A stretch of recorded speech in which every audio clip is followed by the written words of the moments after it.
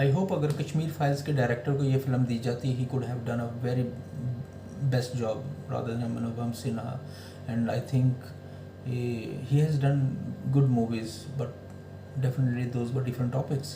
तो अब अगर इसी डायरेक्टर को कश्मीर फाइल्स दी जाती तो कहीं जाके कश्मीर फाइल्स का जो कोर इश्यूज़ है, उनके जो कोर इश्यूज़ हैं वो भी कहीं हाईलाइट सही तरह ना होते. लेकिन अभी जिस तरह उनके देखो, शुरू फिल्म ठीक हुई थी, पता चल रहा था कि ये चीज़ें हो रही हैं और ये क्या रोल प्ले कर रहा है. वो तो ट्रेलर में भी पता चल गया था कि ये अंडर कवर होकर जा रहा है उस एरिया में. लेकिन ओके, सबसे पहले तो शुरू में उनके इश्यूज़ दिखाए हैं कि कौन से इश्यूज़ हैं और उनको हाईलाइट किया है.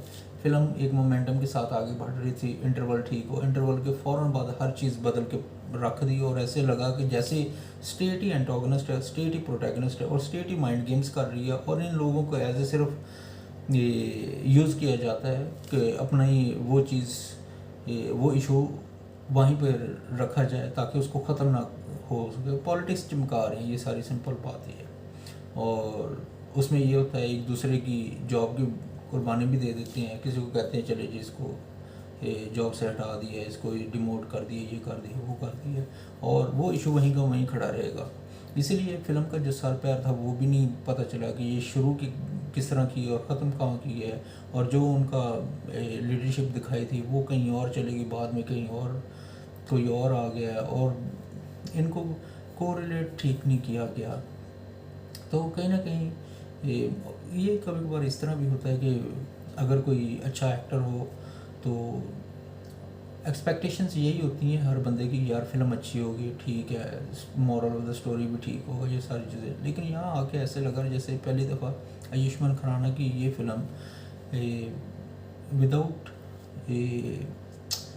एनी सब्जेक्ट वो ठीक नहीं चली. और कंटेंट जिस तरह का था, अगर उसको अच्छे तरीके से पेश किया जाता तो he is a good person. But overall supporting cast को भी वो भी अच्छी थी, वो भी ऐसे जाने दिए. तो एक इट्स अ मिस्ड अपॉर्चुनिटी, क्योंकि जिस तरह के साथ नाम थे, जिस तरह का माइंड गेम्स और जिस तरह सारा कुछ चल रहा था, कहीं ना कहीं आगे किसी चीज़ों को ना एक कंक्लूजन ठीक बनाना चाहिए था. लेकिन बस ऐसे बना दिया और एट दी एंड शो कर दिया कि ये सारा पॉलिटिक्स का हिस्सा है जो कुछ वहाँ हो रहा है. और वो प्रूव करके I don't know what must be done. But overall it's good to watch at least. But अगर क्योंकि अगर राइटर्स को देखा जाए तो वहाँ के किसी राइटर को लेकर उसको अगर ऐड किया जाता, बहुत सी चीज़ें पूछी जाती हैं, क्योंकि ग्राउंड रियलिटीज़ और डिफरेंट चीज़ों को देखते हुए, चाहे वो डिस्क्रिमिनेशन हो, चाहे वो डिफरेंट टाइप हो, बहुत सी चीज़ें हैं तो वो ऐड की जा सकती थी. बट इसीलिए आई होप ठीक है, होपफुली कोई अच्छी मूवी आएगी इसकी, फिर बेहतर होगा. But overall it is good to see one time. Thank you so much for bearing me. और कुछ फिल्में आनी चाहिए जिससे सिनेमा भरे, but it is not one of them. Bye bye.